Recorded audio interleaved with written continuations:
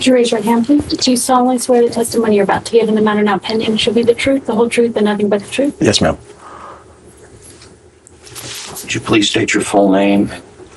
I'm Jeffrey Edward Epstein, and my residence address is 6100 Red Hook Boulevard in Virgin Islands.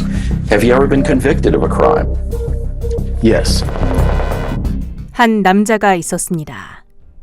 그는 자신이 만든 섬에서 왕처럼 살았고 그의 영향력은 죽은 뒤에도 유령처럼 세상을 떠돌고 있습니다. 그의 이름은 제프리 앱스타인. 2019년 뉴욕의 교도소에서 숨진 채 발견된 우리 시대 최악의 소아 성범죄자입니다. 하지만 2025년 그의 이름은 다시 한번 뉴스 헤드라인을 점령하고 있습니다. 이번엔 살아있는 대통령 도널드 트럼프를 정조준한 채 말이죠.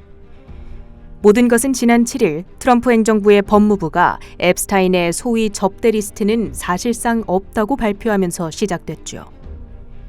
딥스테이트를 심판하겠다며 리스트 공개를 외치던 트럼프가 이제는 그 존재 자체를 부정하는 거대한 모순. 오늘 우리가 열어볼 블랙박스, 제프리 앱스타인입니다.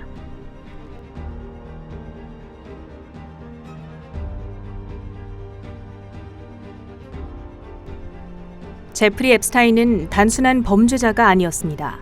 그는 미국의 정계와 재계를 거미줄처럼 엮는 비밀스러운 사교 네트워크의 설계자였고 그 중심엔 거대한 자금 흐름이 있었습니다. 시간을 거슬러 2003년부터 10년간 JP모건 체이스의 한 계좌로 출처를 알 수 없는 돈이 흘러들어갔습니다. 러시아, 튀르키예, 벨라루스, 전 세계 각지에서 무려 4,725번에 걸쳐 입금된 총액 15억 달러. 우리 돈 2조 원에 달하는 이 수상한 계좌의 주인은 바로 제프리 앱스타인이었습니다. 그는 자신이 소유한 섬에서 미성년자를 착취하고 돈을 벌었으며 그 장면을 영상으로 남겨 권력자들의 약점을 손에 쥐었습니다. 빌 클린턴, 영국 앤드루 왕자, 마이클 잭슨, 비공식적으로 연관돼 있다고 알려진 인물들의 이름은 화려했습니다. 그는 금융 시스템 밖에서 법 위에 군림하는 비공식적인 권력 네트워크를 구축한 것처럼 보였죠. 2008년 그의 범죄가 발각됐지만 그는 단 13개월의 출퇴근형 징역이라는 솜방망이 처벌을 받았을 뿐입니다. 2018년 재수사 끝에 수감됐지만 판결 직전 그는 교도소에서 의문의 죽음을 맞이합니다. 공식적인 사인은 자살. 하지만 로이터의 보도에 따르면 그의 죽음은 단순한 사고로 보기엔 너무나 많은 우연이 겹쳐 있습니다. 이미 한 차례 극단적인 선택을 시도해 특별 감시 대상에 올랐던 그가 어찌된 일인지 사망 직전 감시 명단에서 제외됐고 그를 지켜봐야 할 CCTV는 하필 그 순간 먹통이었습니다. 여기에 30분마다 재소자를 확인해야 한다는 규정마저 지켜지지 않았다는 사실이 드러나면서 그의 죽음은 거대한 의혹의 중심에 서게 됩니다. 그리고 그의 죽음과 함께 2000페이지 분량의 앱스타인 문건이 세상의 모습을 드러냈는데요. 6년이 지난 지금 한때 그 문건을 공개하겠다던 약속이 트럼프의 발목을 잡는 부메랑이 되어 돌아오고 있습니다.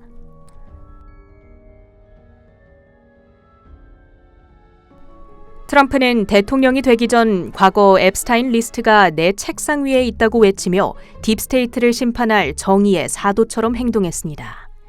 이는 공화당원들의 열렬한 지지로 이어졌죠.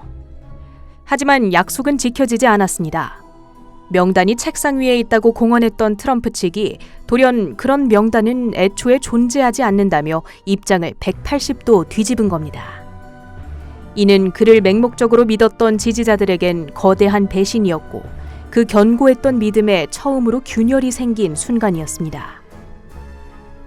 월스트리트저널의 핵폭탄급 보도가 터져나온 건 바로 그때였습니다. 법무부가 리스트의 존재를 부인한 진짜 이유는 그 파일에 바로 도널드 트럼프의 이름이 여러 차례 등장하기 때문이며 이 사실을 본디 장관이 대통령에게 직접 보고까지 했다는 것이죠. 월스트리트저널은 여기서 멈추지 않았습니다. 트럼프와 앱스타인의 관계가 얼마나 깊고 기이했는지를 보여주는 또 하나의 충격적인 증거를 공개했죠. 바로 2003년 앱스타인의 50번째 생일을 위해 트럼프가 보냈다는 외설적인 축하 편지였습니다. 월스트리트저널에 따르면 이 편지에는 트럼프가 직접 그린 듯한 나체 여성의 그림과 함께 도널드라는 서명이 적혀 있었습니다. 더욱 충격적인 것은 편지 속 두 사람의 대화입니다. 우리한텐 공통점이 있어, 제프리. 맞아, 생각해보니 그러네. 수수께끼는 영원히 나이가 들지 않아. 그거 알아? 사실 지난번에 우리가 만났을 때부터 느꼈어. 친구란 정말 멋진 거야. 생일 축하해. 하루하루가 멋진 비밀로 가득하길 바라. 트럼프는 이건 내가 아니다. 나는 평생 그림을 그려본 적도 없다고 정면 부인합니다. 나는 그의 섬에 가는 영광을 누린 적이 없습니다. 빌 클린턴은 거기에 몇 번 갔다고 하더군요. 나는 초대를 거절했고 아주 좋은 결정을 한 겁니다.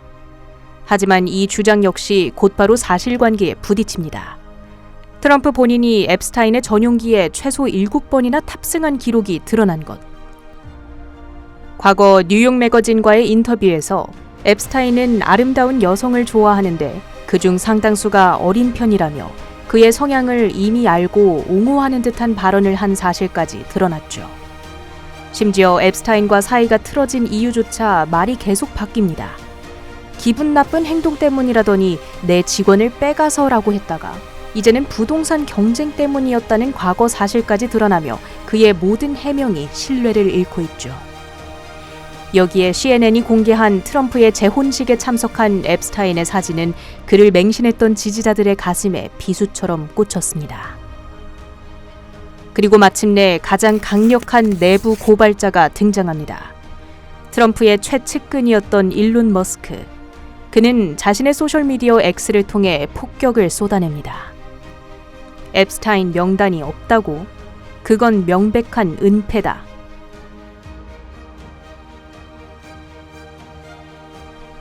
월스트리트저널을 비롯한 외신들은 일제히 트럼프와 앱스타인에 관련된 의혹을 집중 보도하고 있습니다.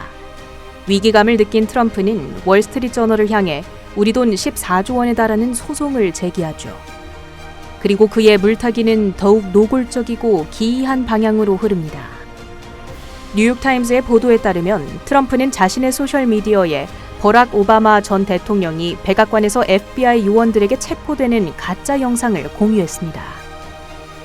AI 기술로 조작된 이 영상은 법 위에 있는 사람은 없다는 민주당 인사들의 실제 발언 직후 오바마가 수갑을 차고 주황색 죄수복을 입는 장면을 보여주며 트럼프 본인은 만족스럽게 웃으며 이를 지켜보는 모습으로 구성되어 있습니다.